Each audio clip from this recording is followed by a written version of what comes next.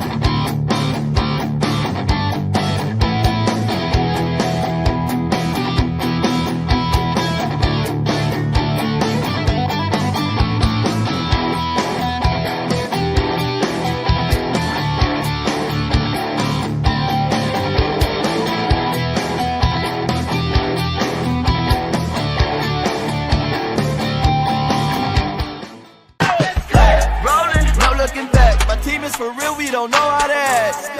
Yeah, I'm pointing out facts. If I point a finger, that's point of attack. Good point, who's next? Flag on the plate, now I'm causing them dead. We bet on ourselves, so what you expect? A die-hard fan, never live with regret. Yes, sir. Go to my neck. Burgundy flex.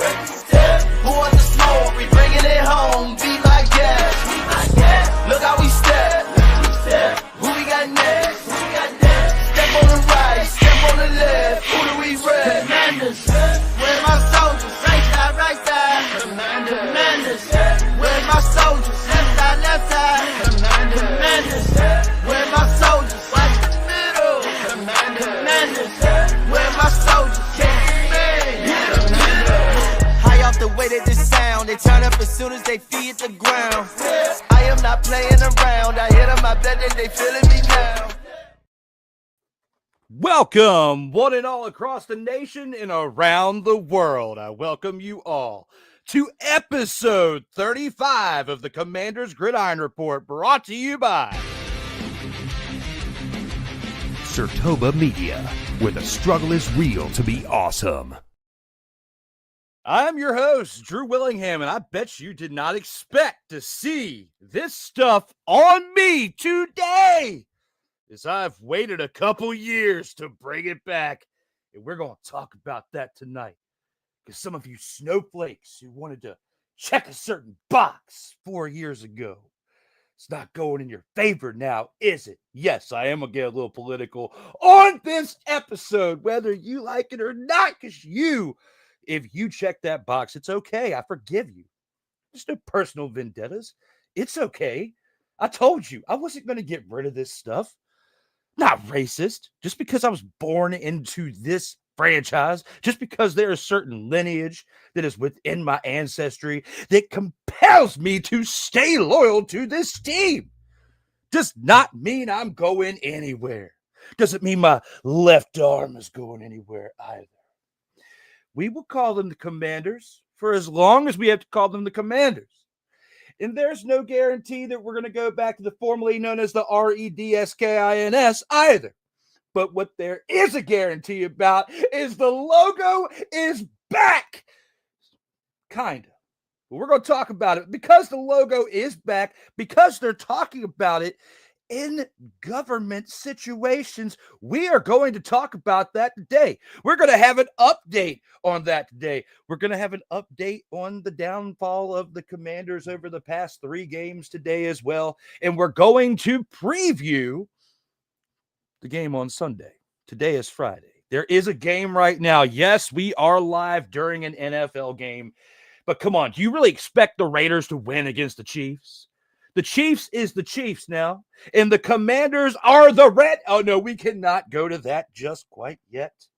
But what I can say is I am here to bring the fire on episode 35 here on Commanders Gridiron Report. With that being said, we do have a comment that we have to acknowledge. My man, Sick Diggy, is in the house. He says, ladies and gentlemen, welcome to the DMV's premier show on all things Commanders. It's the Commanders Gridiron Report with your host, the king of shenanigans, Drew Willingham, brought to you by Sertoba Media, where the struggle is real to be awesome.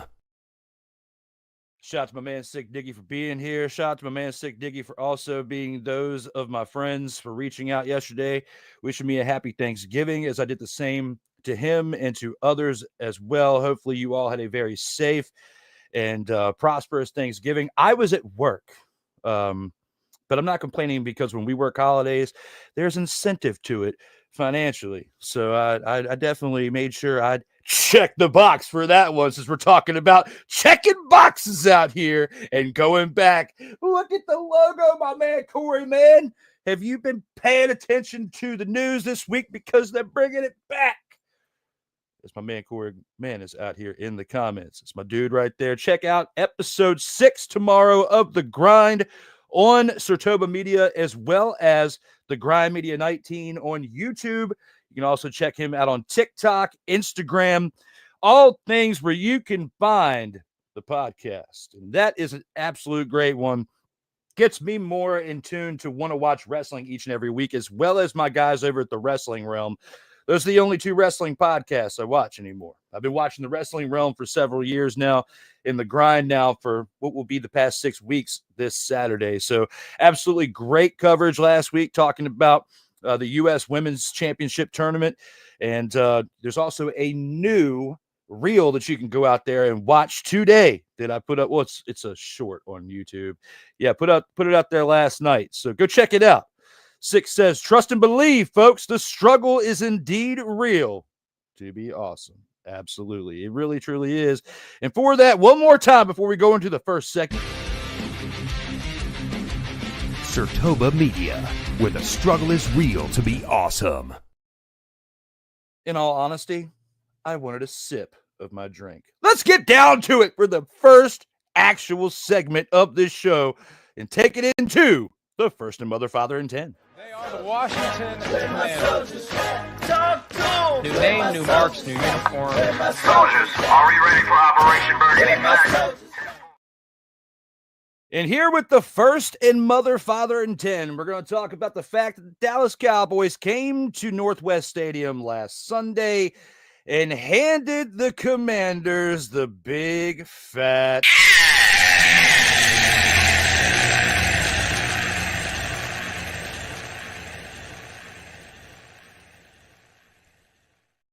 I mean, I hate clicking that button when it comes to my team, but I absolutely have to. I mean, I got to keep it real out here in these streams. Acknowledge me. Yes, I'm acknowledging you, Dallas Cowboys, on this afternoon. It was one wild finish that ended 34-26. The first three quarters were absolute dumpster Pelican worthy because it was a 10-9 game going in to the final quarter. Because the Commanders have scored 3 points in the first quarter to take a 3-0 lead in this game. Then all of a sudden, second quarter, the Cowboys would match that with another field goal. At halftime, it was a 3-3 game. Loads of excitement. I took a nap. I was not one bit at least shameful for that at all. I did not feel bad. Took a nap. Felt great. Felt really energized when I got up from that nap, too.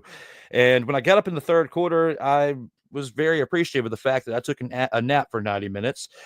Got up, watched the rest of this game, and in the fourth quarter, it kind of shifted into a Tim Tebow-like game because there was scoring, but more than just one team. So it was like Tim Tebow effect for both teams because both teams went into mother-fathering score in the fourth quarter. Because through three quarters, it was a 10-9 game because the Commanders would score twice. Then the Cowboys would score again in the third quarter. Looking at it for what it is, because Jaden Daniels would run for a touchdown in this game. I take that back. He did not score twice. He had a rushing touchdown in the third quarter, but they missed the extra point kick.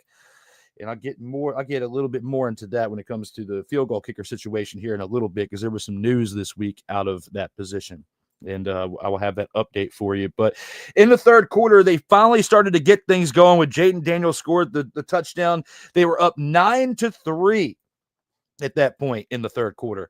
Then Jalen Tolbert would take a 6-yard pass from Cooper Rush, and then an extra point kick by Brandon Aubrey would make it a 10-9 game. So it would go from 9-3 to 10-9. In the fourth quarter, it was literally the amount of scoring for one game would take place, as Brandon Aubrey would have a 48-yard field goal. It would go up 13-9. Luke Schoonemaker would have a 22-yard pass hauled in from Cooper Rush.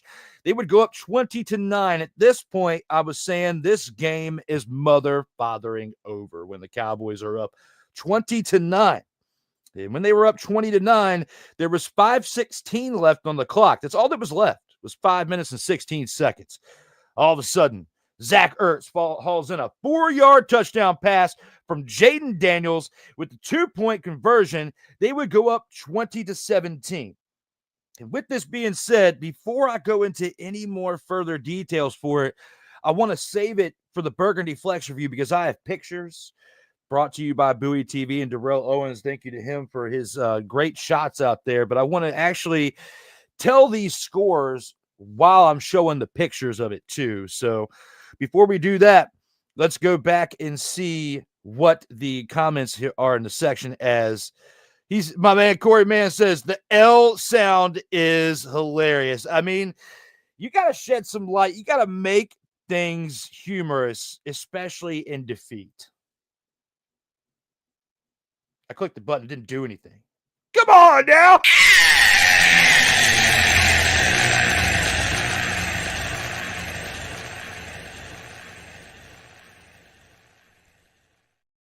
Shout out to Cole Johnson, my co-host on Total Football Talk and executive producer of that show, as he has granted me permission to use that in shows like Total Football Talk Extra and the Commanders Gridiron Report, because it is football related.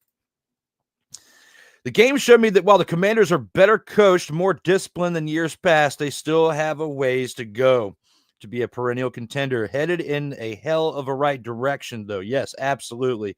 And I've been saying this, throughout the entirety of this season. Don't drink the Kool-Aid. It's going to be okay. It's going to be okay in years to come, but this year they still have some hurdles to get over. They still need some more moves that they got to make during the offseason. they need help with secondary besides Lattimore, because Lattimore still has not played. He got traded for 3 weeks ago. And if he does not play this Sunday, that's 4 straight games he'll have missed since becoming a Commander.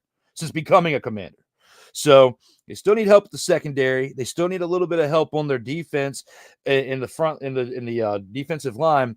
But the big help they really need is they need 2 things on offense. They need a secondary receiver to go along with McLaurin at some point. I know Noah Brown's been doing pretty good, but you still need another big name up there. You need a 1B to go along with the 1A. You need another tight end at some point because Zach Ertz isn't going to be around for too long, and you don't know how long you're going to get this positive production out of him. And you also need help on the offensive line. Running back is kind of a scarce position too, because Brian Robinson Jr. has been up and down this year, and there's been certain games where you've gotten more production out of Jaden Daniels in the running attack than you did from your own running backs. And this actually happened in this game, which I will go over more in the Burgundy Flex review in the next segment. So when it comes to that, also, everyone, make sure you get your shopping done today. You get discounts, mad discounts for days today. I might actually be buying a bed when this show ends because I need a new one.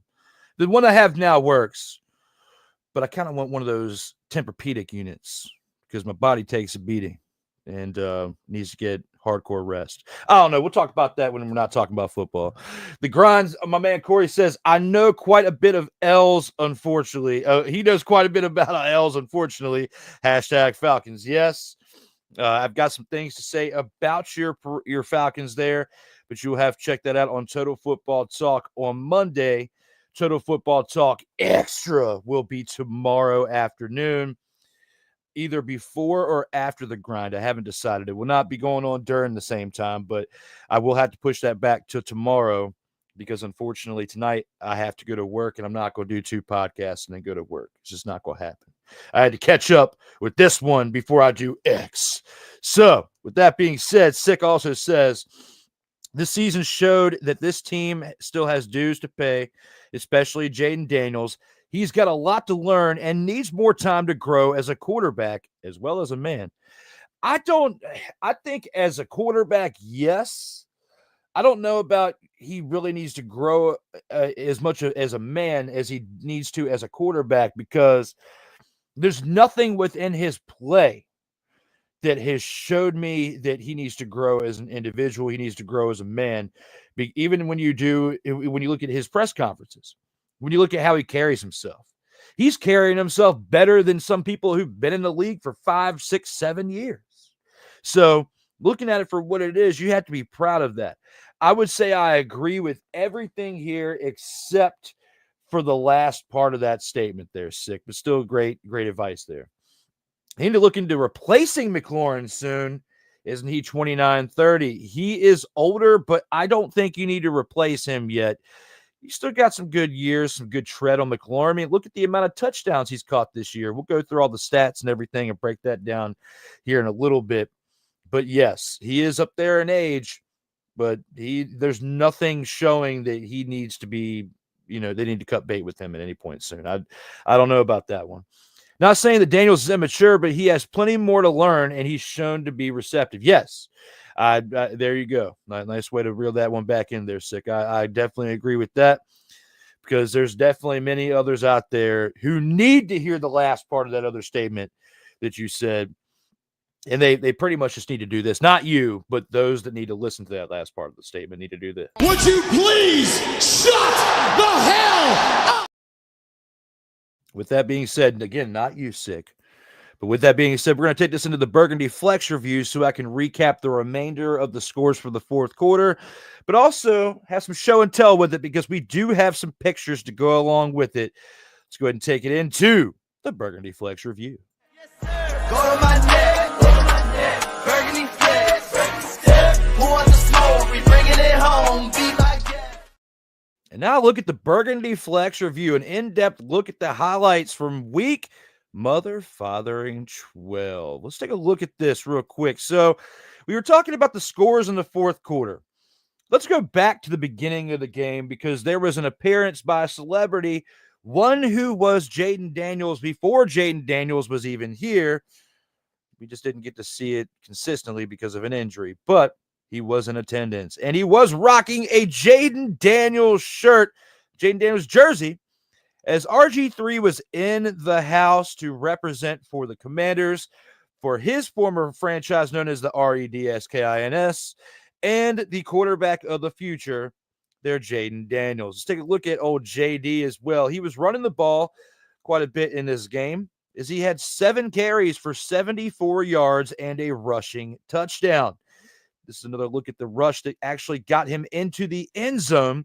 This was in the third quarter, where he actually scored on that rushing attempt that we were talking about earlier on that 17-yard run where the field goal kick was missed. This was the run in which it took place. Austin Ekeler, still a very good blocking back in the NFL. The only problem outside of this, though, was that the Cowboys were actually stopping the run. There's Ekeler on a rushing attempt earlier in the game, but the Cowboys actually were doing a really good job at stopping the run on this day, which is why the game ended the way that it did.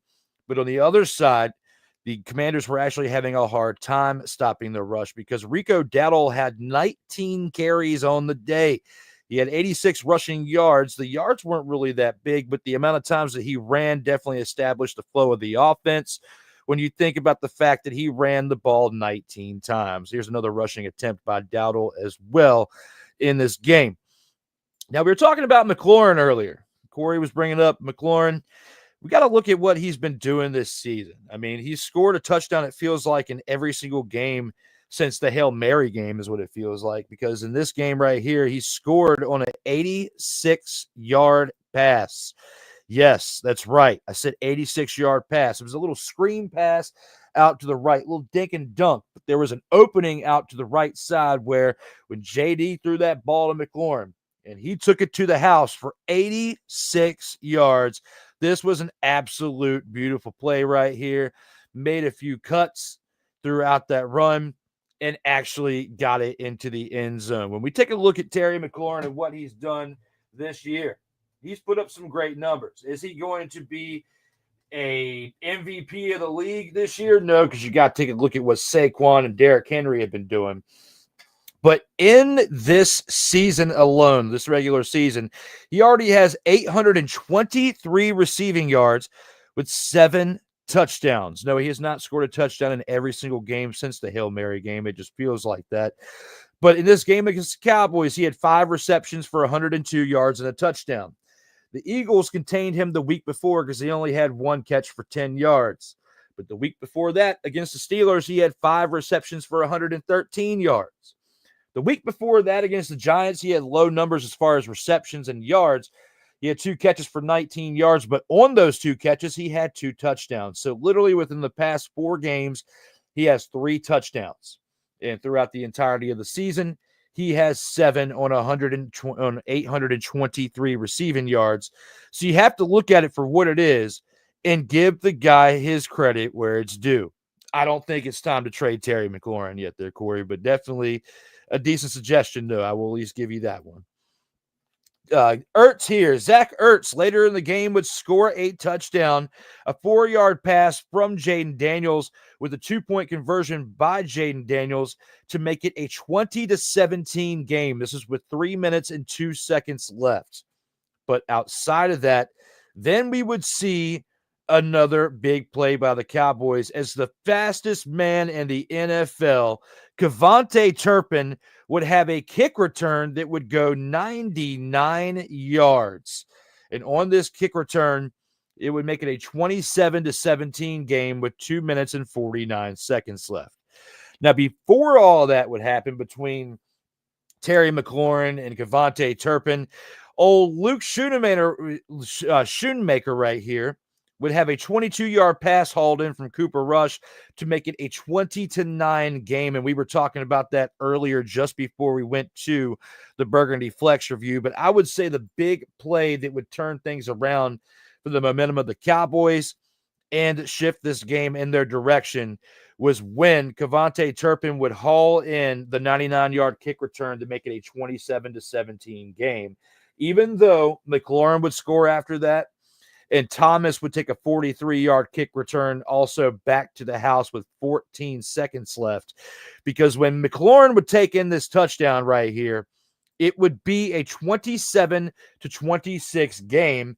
Even though the field goal kicker Gonzalez missed on the extra point, he could have made it a 28-26 game.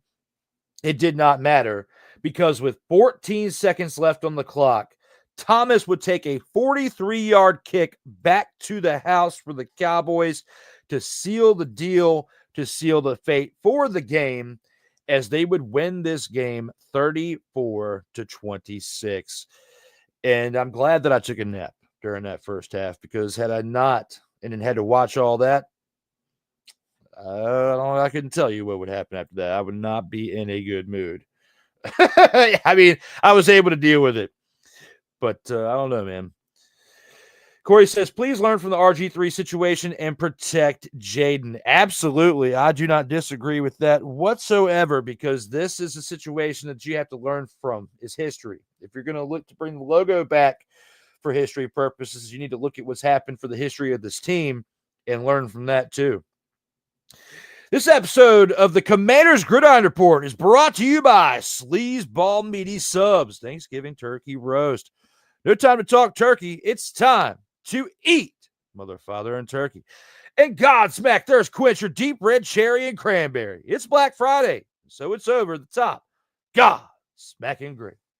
Shout out to Sick Diggy for the voiceovers, for the ad reads, I should say, for the shows. We are 26 minutes in between the intro and the two segments, brought to you by Sertoba Media, where the struggle is real to be awesome.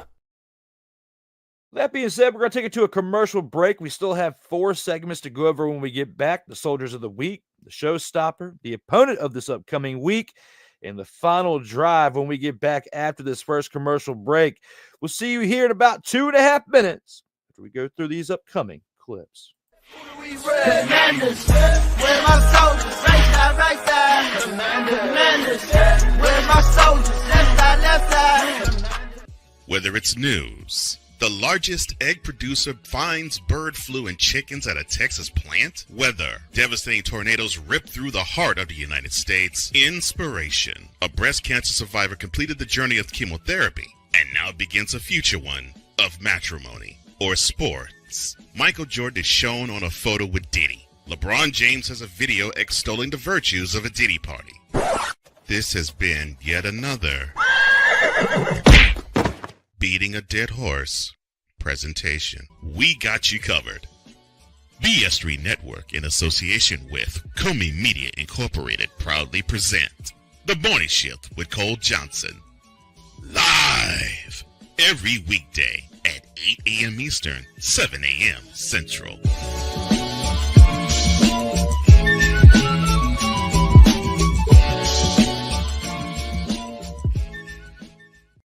Hey, ladies and gentlemen. Hey, look. Hey, stop playing games. Y'all already know. Go ahead and toss him some Willie Bucks. Ain't nobody playing around. Hey, $sign DWillie87. Go ahead and hit him up on the Cash App and go ahead and give him some Willie Bucks. Look at Drew looking stoic, ladies and gentlemen. Stoic on that $10 bill. So go ahead, slide my man over some Willie Bucks, and we good. That's all I'm saying. We good. How about some Willie Bucks? Sertoba Media, where the struggle is real to be awesome.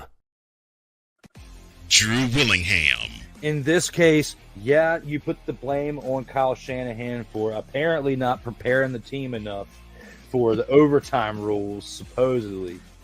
Cole Johnson. Peyton was considered a winner, and he was the darling of all darlings for Gerald. With a special appearance by Tyrone Alizé McDummy. Ain't nobody calling me. Text delete. Join these two football enthusiasts as they give you Total Football Talk. Live every Monday at 11 a.m. Eastern, 10 a.m. Central on the Sertoba Media and the Comey Media YouTube channels.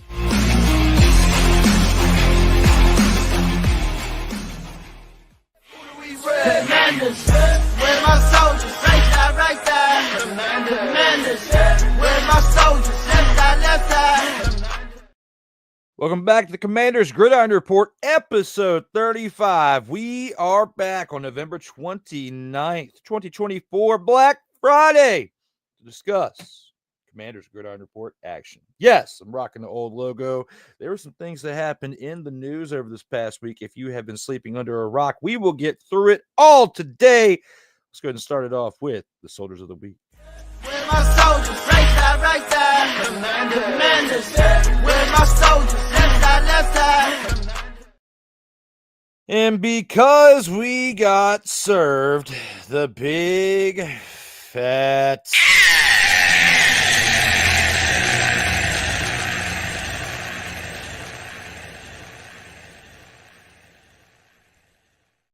let's take a look at Dallas's Soldiers of the Week for this episode. We got started off with Rico Dowdle, 19 carries for 86 rushing yards in this motherfathering game. Also had 3 receptions for 12 yards as well. Cooper Rush, 24 of 32 for completions out of attempts, 247 passing yards with 2 passing touchdowns. Also got to take a look at the fastest man in the NFL. That is Kevontae Turpin. 4 kick return yards, 4 kick returns, 179 kick return yards, and 1 mother-fathering touchdown. Let's now take a look at the other side, since even though they got served the big fat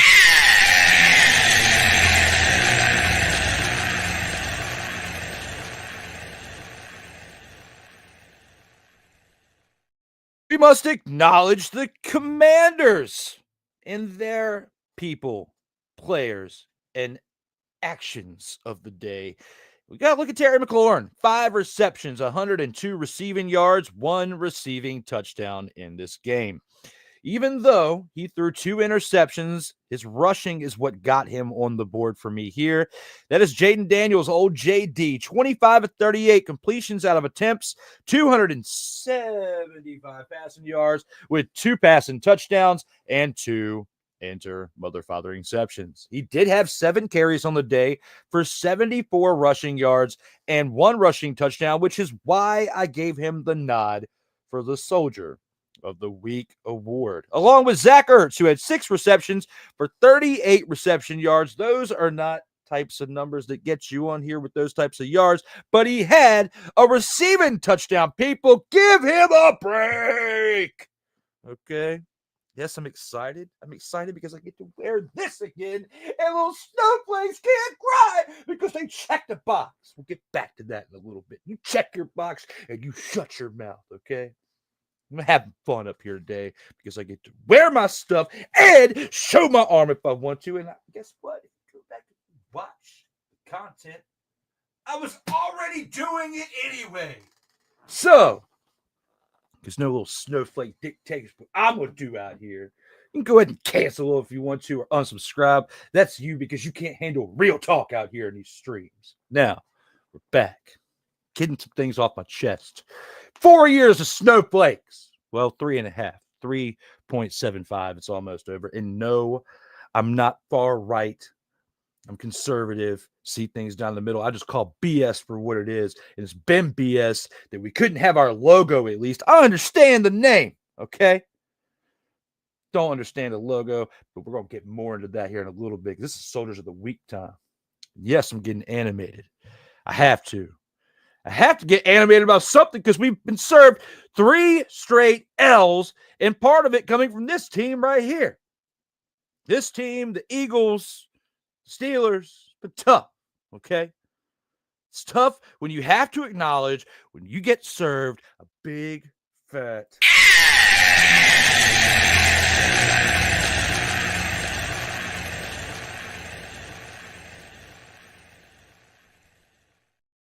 You know, Michael Jackson used to wear one glove and go, hee hee. Guess what?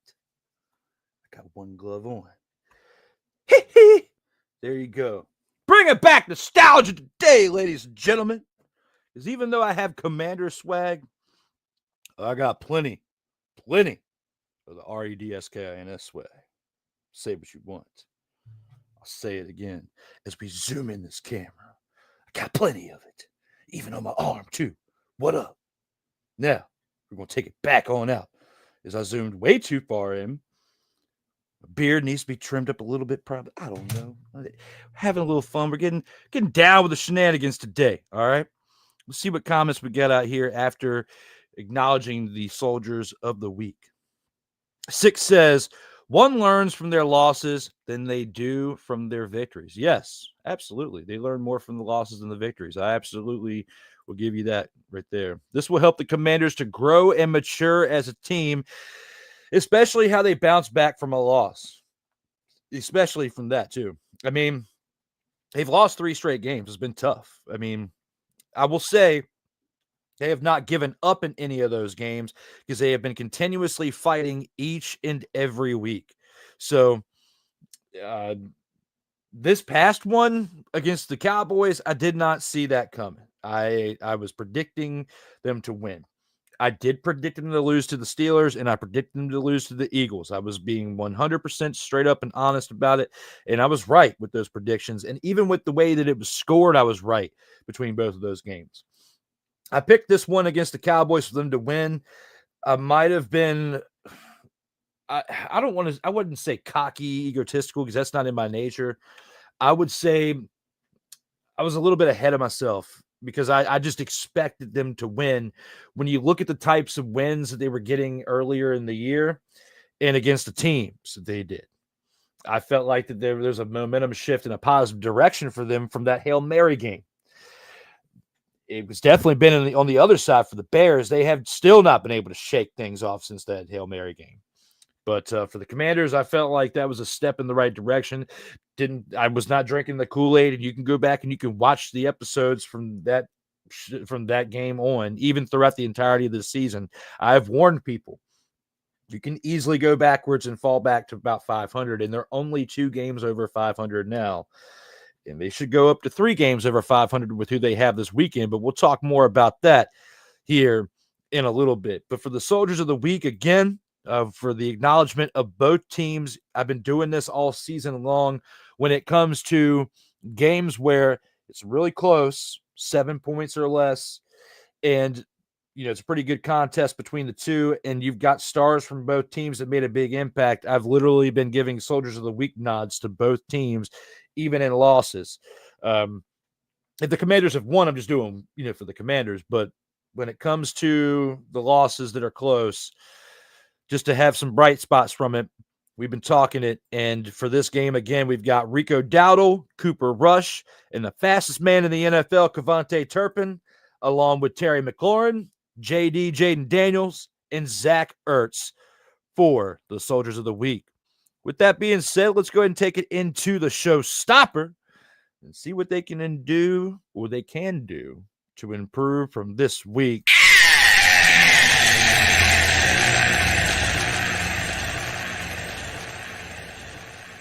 High off the way that this sound, they turn up as soon as they feet hit the ground. I am not playing around. I hit them, I bet that they feeling me now. And here with the showstopper, what adjustments can they make? That being the Commanders to improve from the Week 12 loss. With that being said, let's go ahead and take a deeper dive into this. The one position that they have really been struggling at this year, throughout the wins, throughout the losses, throughout the preseason meaningless games, even in training camp, when watching footage of training camp and covering. The one thing that they have had an issue with is the secondary. And this has been an issue that's been going on for years, even back to when they tried to make a move for Josh Norman several years ago, and that didn't work out. This has been a position that they have struggled to find someone that can really take over the position and lead by example in the backfield. You can argue since Sean Taylor's been gone, because who have they really had in the secondary that's really made an impact since those days? I think that they've really been struggling since Sean Taylor is passing, and it's been 17 years since he passed away. It was actually this week that you could celebrate the anniversary. You can't really celebrate this, but I would say mourn the anniversary of Sean Taylor passing. It was 2007. It was during the season. He was recovering from an injury, and his house got broken into, and he was killed. Still a very sad situation. He's got a daughter that's in college right now. Time flies. Of course, at this point, I don't think Sean Taylor would still be playing in the NFL had none of that happened. But it just goes to show how much of an impact that situation made on his franchise, because even since 2007, you can say that they had some flashes in the pan in the early 2010s, especially that year of RG3's rookie season. But the secondary, if you go back and you watch the film from 2012, they weren't getting much help on defense from their secondary. It was mainly their middle and their linebackers and their defensive front, along with RG3 was doing some damage on the offensive side. They have struggled at the secondary position since 2000 and mother expletive 7. I'm serious. I cannot stress this enough. And you make a trade for Marshawn Lattimore. It is now not 1, not 2, but 3 games that he has not played in. Potentially 4 if he doesn't play at home against the Titans this weekend. That's a lot of games to miss after you make a trade. I can understand if you got a pulled hamstring and you're out for a game, 2 games. But it makes me wonder if they would have known the severity of this situation, even though he was checked out by doctors.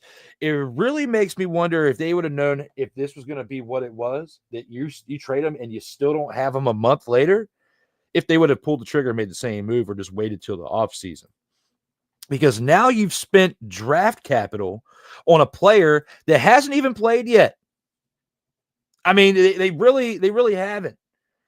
When you have a $97 million Pro Bowl cornerback who has not played yet. And Dan Quinn says, as of today, he's closer to playing. There's no answer to he's definitely playing this weekend. Doubtful. Probable. There's nothing except for he's getting closer to playing. I'm not mad at Dan Quinn when I say this. I'm just scratching my head. This is the one true move that your front office has made since the changes of the ownership with the new GM, Adam Peters, who's making these moves. This is the one question that I have where I say, was this worth it? Because again, you didn't give up too much, but you would still have that draft capital for the offseason. You could have potentially spent less during the offseason to get Lattimore if you really are infatuated with him enough that you need to have him on this team. But now you're at 7-5. When you made this trade, you were at 7-2. You are now in the hole with a 3-game losing streak. And you still don't have any dividends from this trade yet. And this year is the last year of his rookie deal, I believe, where you're getting him for a cheaper rate because the extension they signed him for when he was still in New Orleans kicks in for the remaining 2 years of the deal next year. So I'm just still scratching my head at that because the adjustments they really need to make to improve from the Week 12 loss, they can't make because they can't put that caliber of player in, or at least we don't even know on this Friday if we're going to get this on Sunday because the game is Sunday at 1 o'clock p.m. Eastern at home. So there's advantages to that. There's advantages to being at home for the past couple of weeks because he hasn't had to travel and can get the rest and can get the PT, the physical therapy, all that stuff that he needs. But I am very concerned with this trade because the adjustments that I would say is primarily that you need to work with your defense because you're giving up still way too many points, 34 points to a team that was 4-7 coming into this game. Well, 3-7. They won this game. They were 4-7, and then they went and won last night on Thanksgiving against the Giants, and now improved to 5-7. So when it comes to this right here, defense has to stop giving up so many points, and a lot of that comes from the lack of help in the secondary. They also need to establish the run a little bit better on offense instead of having Jaden Daniels run the ball so many times, because Jaden Daniels running the ball all these times with, even though it's only 7 attempts for 74 yards, it's a lot of yards that you're running on the ground, and you can't do that without your quarterback, because your next leading rusher on offense is Eckler, who had 2 more carries. He had 9, but for 52 less yards. He had 9 carries for 22 yards on the day. McNichols had 3 carries for 22 yards, 6 carries less than Eckler, and had the same amount of production in yards. De'Ami Brown, a receiver, for Christ's sakes, had 1 carry for 14 yards. And you look at Brian Robinson Jr., who's supposed to be the number 1 running back, had 5 carries, a number in between Eckler and McNichols. It only put up 13 yards on the day. Robinson Jr. averaging 2.6 yards per carry. Eckler averaging 2.4 yards per carry, and McNichols averaging 3. So, even though you're getting decent production out of McLaurin as your receiver, Noah Brown put up 6 receptions for 71 yards, and Ertz was 638. That's pretty decent numbers, in my opinion, when you're having a hard time establishing the run outside of your quarterback. Your quarterback can't be the only one producing positive numbers at the running back position. Now, I know some of you are probably looking at this and saying, Drew, well, when you look at this, they're still put up like what? 155 yards combined between 5 different runners.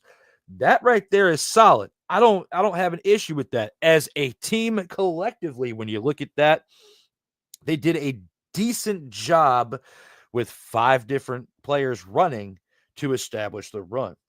My issue with this is they're not establishing the run firmly outside of their quarterback, because as a whole, when you put those 5 together, including the quarterback, that's what your numbers are.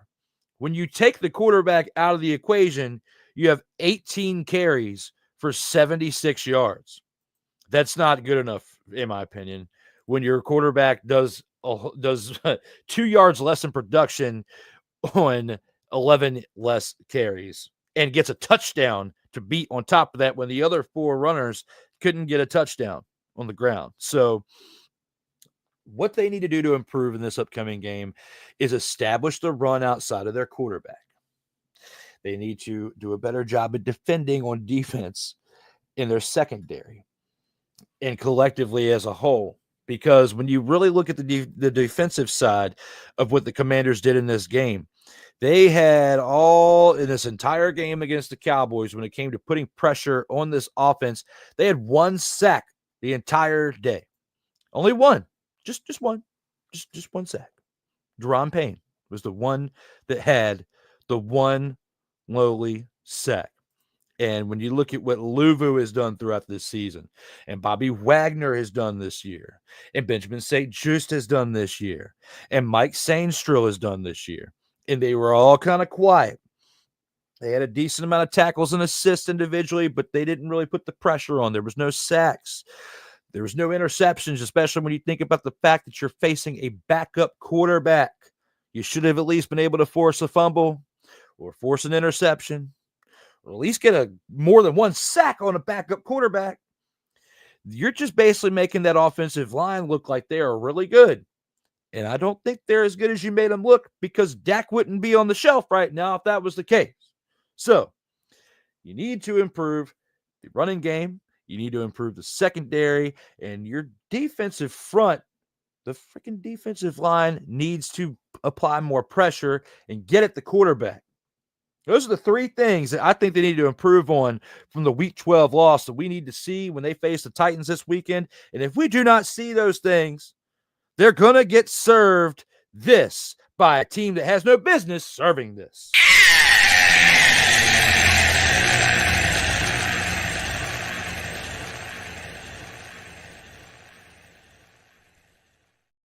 I know I was going to talk more about this, and I still am, but you're going to have to wait until the very last commercial break when we come back for the very last two segments, that being the opponent of the week and the final drive, which will be the segment that I give you my thoughts and the updates and the latest news on where you will see, not my head, but the logo again. When, where, and how. See you all after this last commercial break in about 2 minutes and 17 seconds. Commanders, where my soldiers, right side. Commanders, where my soldiers, left side. Everything Boston. I love you morons. You kids from the block, New Edition. Dear whatever the law firm is. Sincerely, the U.S. Supreme Court. Ben Affleck, Matt Damon. Go yourself again, Jason Whitlock.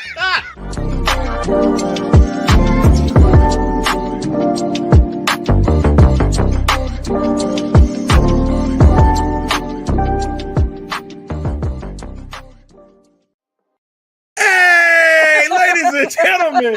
Hey, look. Hey, stop playing games. Y'all already know. Go ahead and toss him some Willie Bucks. Ain't nobody playing around. Hey, $ D Willie 87. Go ahead and hit him up on the Cash App and go ahead and give him some Willie Bucks. Look at Drew looking stoic, ladies and gentlemen. Stoic on that $10 bill. So go ahead, slide my man over some Willie Bucks, and we good. That's all I'm saying. We good. How some Willie Bucks? Sertoba Media, where the struggle is real to be awesome. Oh, yes.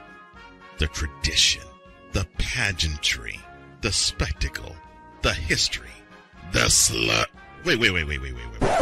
I gotta rep my brother's stuff right. All my DMV soldiers, stand up! And welcome to the Commanders Gridiron Report. If you want your commanders to be repped right, well, D. Willie is your man. Commanders Gridiron Report. Every Tuesday at 1:05 p.m. Eastern, 12:05 a.m. Central on the Sertoba Media YouTube channel. Music by J.KUL. Where my soldiers, right side. Commanders, where my soldiers, left side. Commanders, where my soldiers, right side. Commanders, where my soldiers, left side. Welcome back to the Commanders Gridiron Report, episode 35. We are here on November 29th, 2024, Black Friday. I am your host, Drew Willingham. Yes, the hat is still here. The shirt is still here. I am still here, and so are you if you're watching live or during the replay.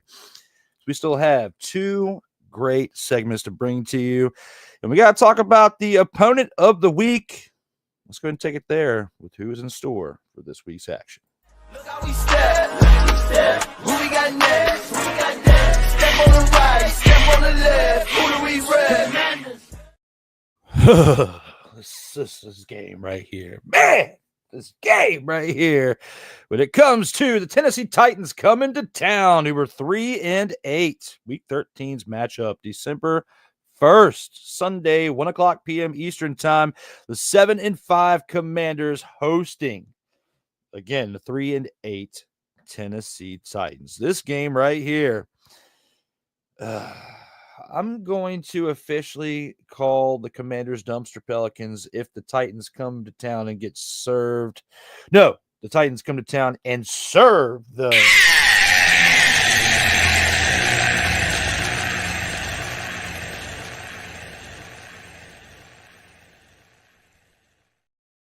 Although I don't think that's going to happen, because then that would result in people doing this at our team.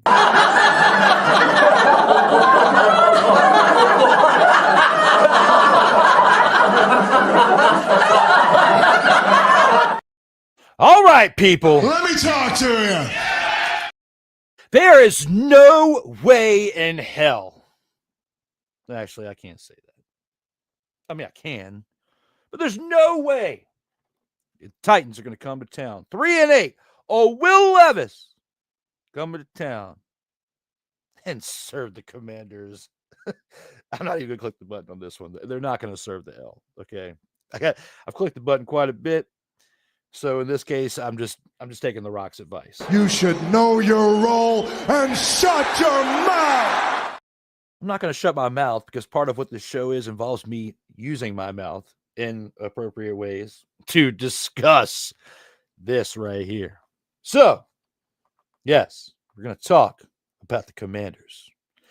The Titans are pretty much out of the playoff race. They're coming to DC with nothing to lose. I mean, you're right. And especially when you think about that, it's more motivation to come in there and win. I mean, Will Levis has his starting quarterback job to lose, I think. You know, but when it comes to Will Levis,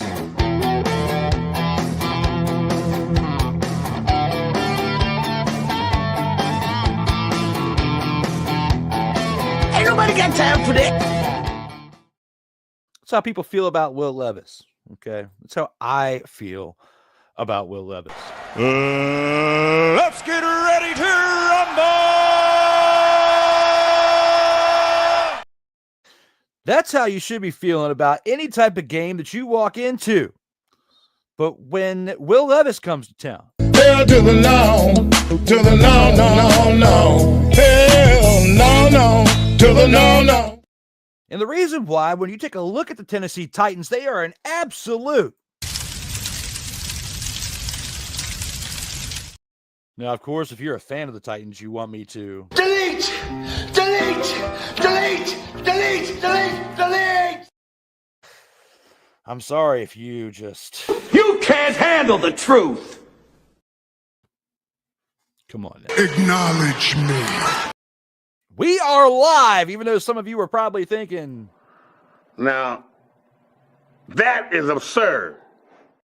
to those of you who are liking the buttons that I'm clicking. What's that? What's that? Along with the Yippee-ki-yay, motherfucker.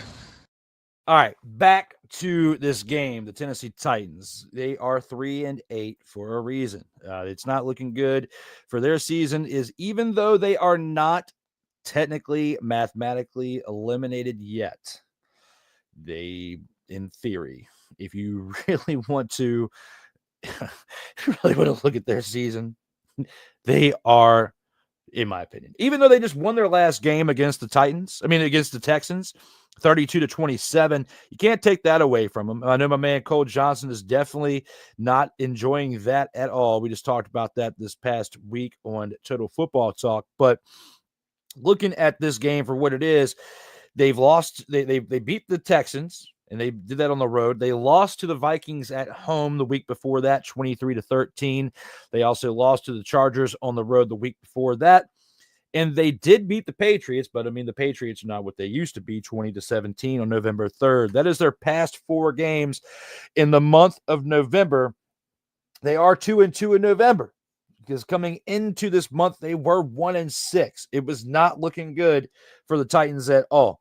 So technically on paper, there's still a chance. There's still a small chance for the Titans.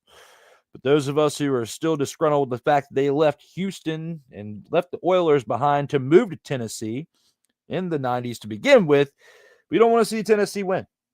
So, in the fact that they are playing the Commanders, formerly known as the Redskins, I'm going to say that the Commanders snap a 3-game losing streak against this team.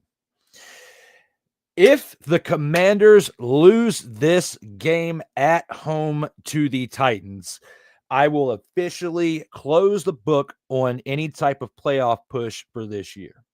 Wild card, because they're not winning the division with the way the Eagles are playing. I had said it earlier on, even at the wild card game, the Hail Mary game, I can still see them make the playoffs, but I think it's going to be as a wild card seed. And remember, there's not just 2 wild card seeds anymore. There's 3.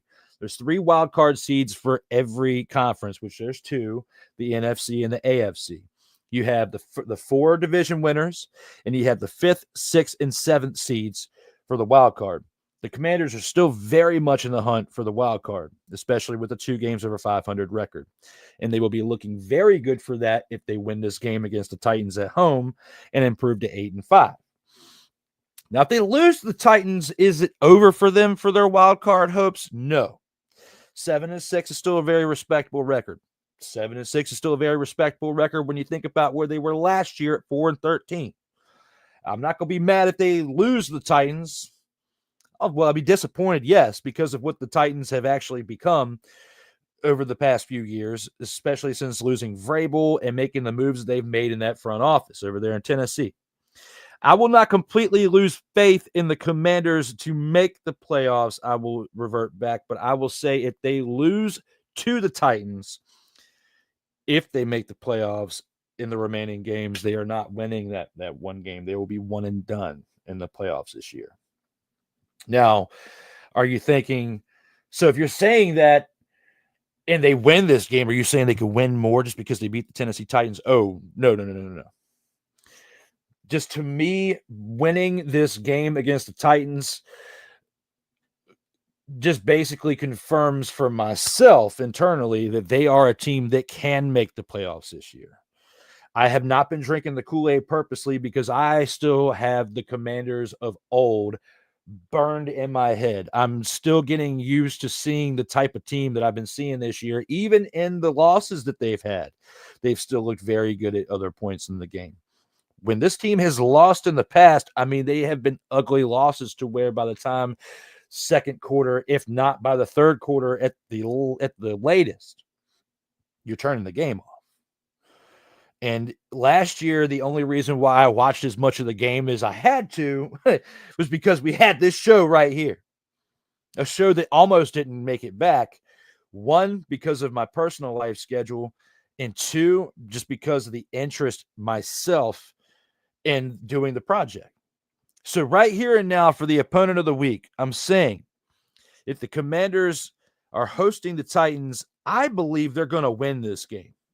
Even though I was saying what I said a few minutes ago, if they lose or if they win or this, that, and the third, I'm going to... Oh, my brother, testify! I'm going to testify that I believe that they will win this game. They have to. If they want anybody out there to take this team seriously this season, you have to win against the Titans, a team that nobody is really truly taking seriously, even in those the three wins that they had, and it's because the other team that they played didn't take them seriously. And I'm even pointing my finger at the Texans as early as last week for falling victim to that. Because instead of taking them seriously, we're now looking at the Texans and saying this. Stop it. Get some help. You need to get some help because you're not playing at the nature that you played last year. You've got some injuries that are going on too. Every team's banged up a little bit at this point. You're about 3/4 of the way through the season with a little over a month left. The best players are banged up at this point. So I get it. I understand it for what it is. My final breakdown of the Tennessee Titans taking on the Commanders is I think the Commanders are going to win this game. I don't think it's going to be a blowout at all. I think it's going to be we'll say a game that the Commanders win by 10 points or less, because there's no way I don't think that they're going to decisively run away with it. I could be wrong, and if they do, it will be a total Surprise, motherfucker. But right here now, I'm going to say the Commanders snap the 3-game losing streak. And to those of you who are fans of this team in the game of NFL football, you will. You like that? You like that? Absolutely. What's that? Final prediction, Commanders win at home by 10 points or less, and that is what I'm going to say. Yeah. With that being said, let's go ahead and take it into the final drive and talk about why I'm wearing this hat and this shirt today here in the final segment. We bet on ourselves, so what you expect? A diehard fan of a never regret. Yes, sir. And here with the final drive, my closing thoughts on the Commanders heading in to week 13 on this show. You know, this has been an interesting show that I've had. Before the Commanders Gridiron Report on an old network I was a part of, I was actually sorry guys, I'm getting a phone call right now. I got to ignore it. So I will have to call you back. and I'm turning my ringer on, my silent mode on. I meant to do this before the show started. So, put it on Do Not Disturb. My apologies. With that being said, the final drive, my closing thoughts on the Commanders heading into Week 13. This game right here is going to be an absolute dumpster Pelican game by certain players. But I was getting ready to talk about not only that, because we've already been through that with the previous segment. Sorry, I got sidetracked for a second. This here and now, when it comes to this logo, we're going to see at some point, not this year because it's too late in the year, but at some point, whether it's next year, we're going to see this logo back on the helmets. We're going to see this logo back on the shirts, on the jerseys, in the store. You're going to see it online. You're going to be able to buy it. Now, will it have the old REDSKINS name attached to it? I don't know. I can't 100% confirm that right now. But because of the outpouring of concern from the Native Americans that are being represented when it comes to this logo, they absolutely love this team because of the fact that they were being represented in a positive light. They don't look at the name as any type of negative. There's a lot of people within that community that still, adhere to being called that and call each other that. Okay. I can sit here and say that people on the political parties who made the biggest outcries for this are hypocrites, because when you go within their own culture and see what they call themselves, that's even worse than what this name for this team was ever represented. Now, you can go back to history, to the 1930s, and you can say Mr. Marshall, Mr. Preston Marshall, whatever, got, this name put up there for the wrong reasons. Okay. Anybody can argue that. You can argue, the players that were on the team and the motive behind it at that point. The problem is that regardless of what your thoughts are about it in the 2000s, the league, America, still let this name be associated with this team into the 2000s, into the 2010s, even when you were crying for it to change. Okay. Then some votes are cast in 2020. Okay.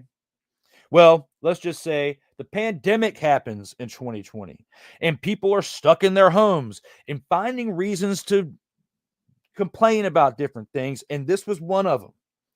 Of all the things that you could complain about and make changes to in America, this was what you wanted to make change to? The Indians in baseball you wanted to?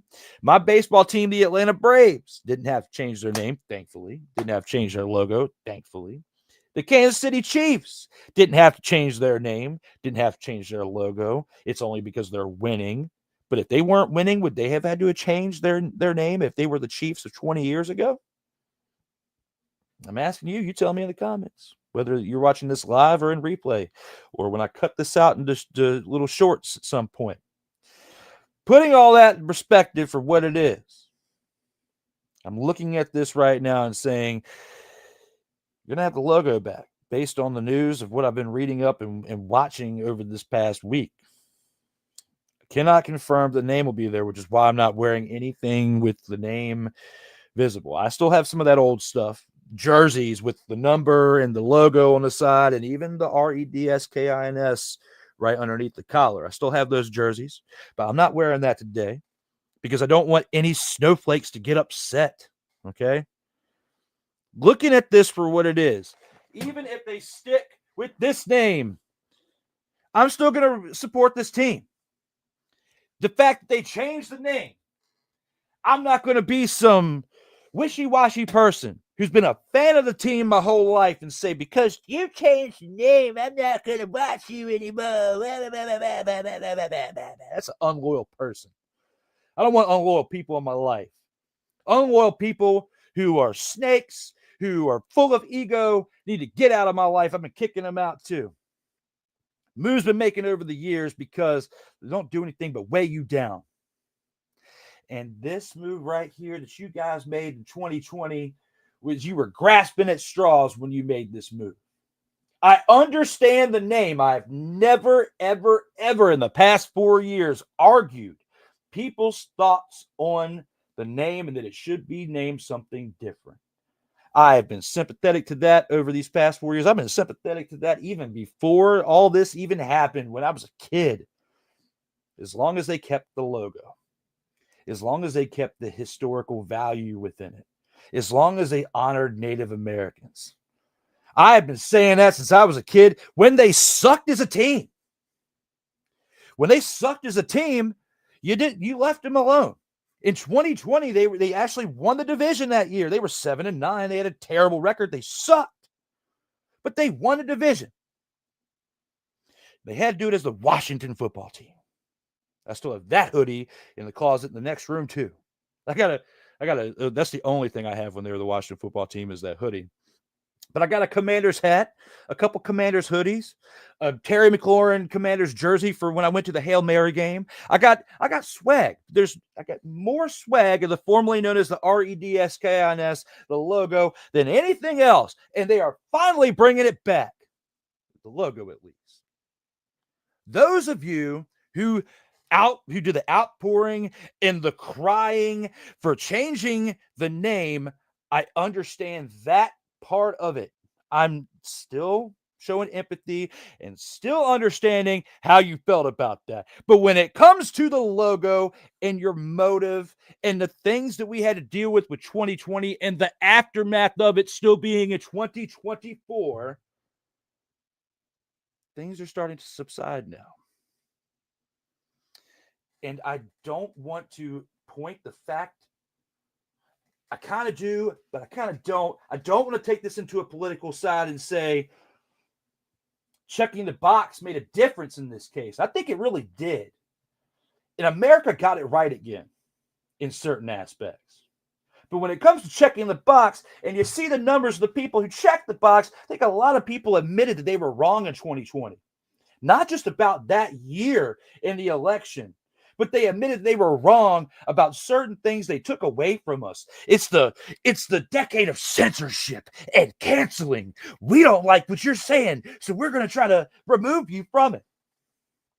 You try to remove me from this all you want to, but I own this platform. I pay for this platform. I pay for the streaming service. I pay for the editing service. I recruit people to come work with me, not for me, with me.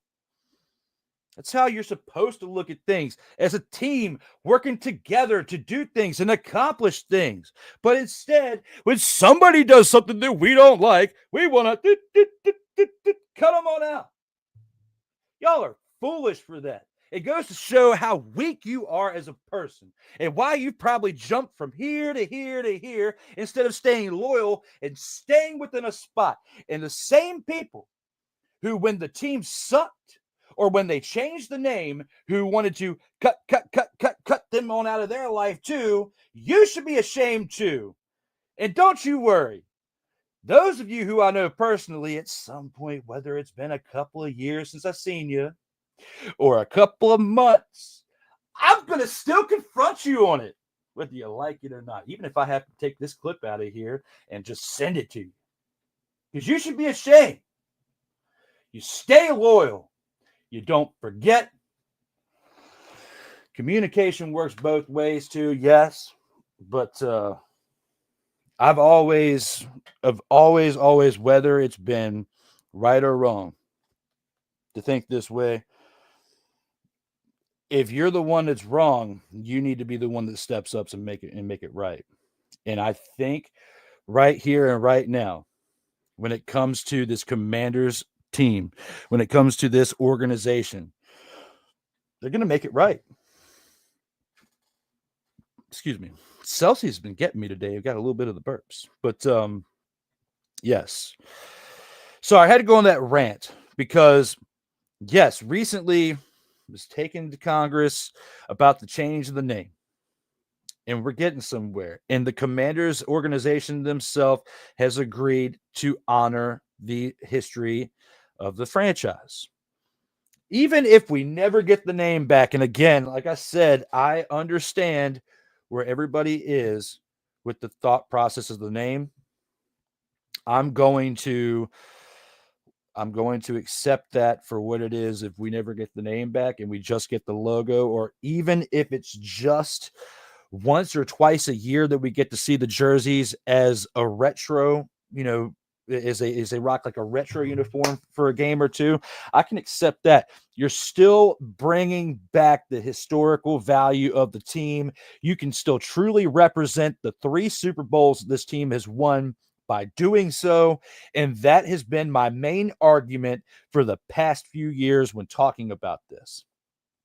Not the name, but the censorship and all the crap that came along with all that. That's the way that I feel about it, and I will continue to feel about that until they until they officially do the right thing, because right here and now it's just talk. Until there's something done about it, it's just talk. So with that being said, we have now gone through the final drive. There's only one thing left to do, and that's look at one epic outro. Thank you, as always, for tuning into the Commanders Gridiron Report, and now the end of episode 35. I've only got one thing left to tell you, and that is to stay safe out here in these streets. Commanders, where my soldiers, right side, Commanders, where my soldiers, left side, Commanders, where my soldiers, watch the middle, Commanders, where my soldiers, now we step, where my soldiers, right side, Commanders, where my soldiers, left side, now we step, where my soldiers, watch the middle, Commanders, where my soldiers,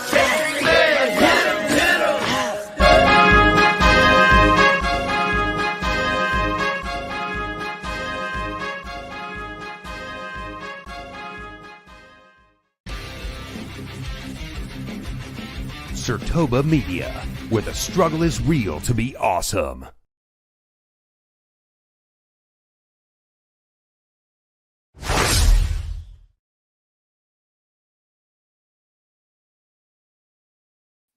You don't have to go home, but you got to get your cell phone up out of here. Thank you, as always, for tuning in to the Commanders Gridiron Report, brought to you by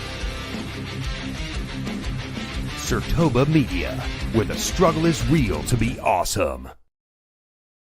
Thank you to those of you tuning in through Team MBS Media as well as A7BN Sports. As always, stay safe out here in these streets.